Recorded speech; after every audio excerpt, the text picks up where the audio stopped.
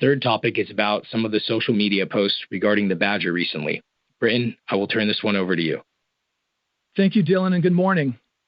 I've been a member of the Nikola team for 8 years, taking part in its growth from just a few people in Utah to a company today with more than 900 employees, a headquarters in Phoenix, and a manufacturing facility in Coolidge.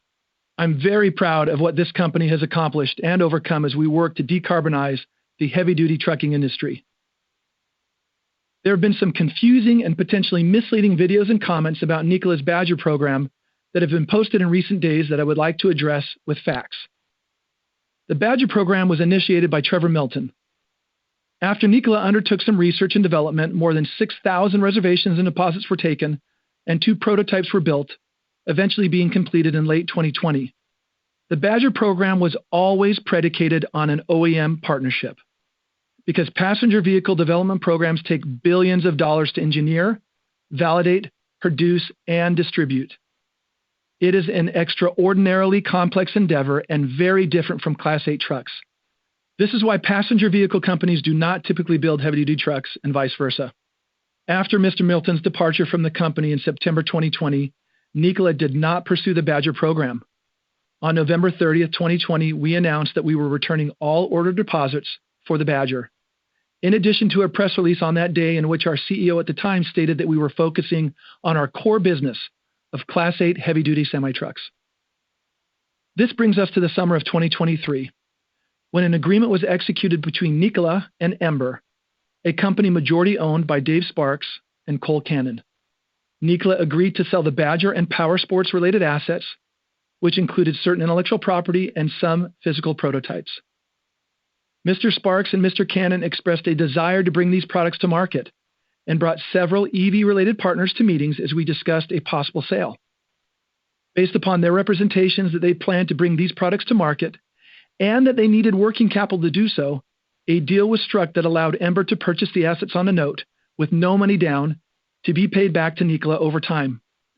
Nikola retained a 30% interest in Ember, which lowered the note payable owed back from Ember, allowed Nikola to retain some value for its shareholders if the assets were ever developed into anything worthwhile, and allowed Nikola to claw back 500,000 shares that were given by Mr. Milton to Mr. Sparks as part of Mr. Milton's departure from the company.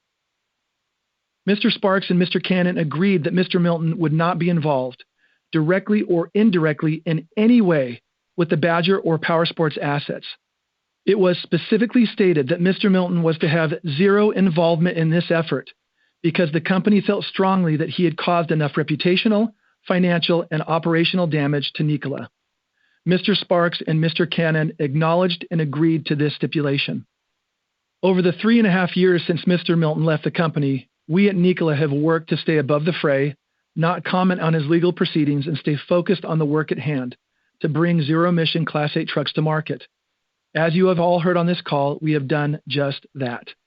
The irony that Mr. Milton is now trying to take control of Nikola, after all that has happened in the past 3.5 years, is not lost on us at the company.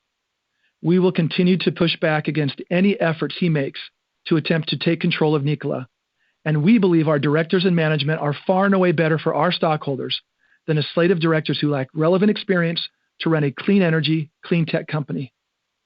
We continue to pursue all legal avenues against Mr. Milton related to the $165 million arbitration award that we won related to his wrongful conduct. We are currently working to have that arbitration award confirmed in federal court.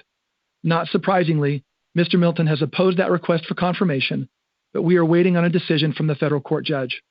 Our company has made a commitment to openness and transparency with government entities, our stockholders, partners, and our employees. I am honored to be a part of this organization every day, and like all Nikola team members, remain committed to our mission and eliminating unnecessary distractions. Thank you for your time this morning, and now I turn it back to Dylan. Thank you to our Chief Legal Officer, Britton Worthen, for your explanation. That concludes our prepared remarks for today. Thank you all for joining.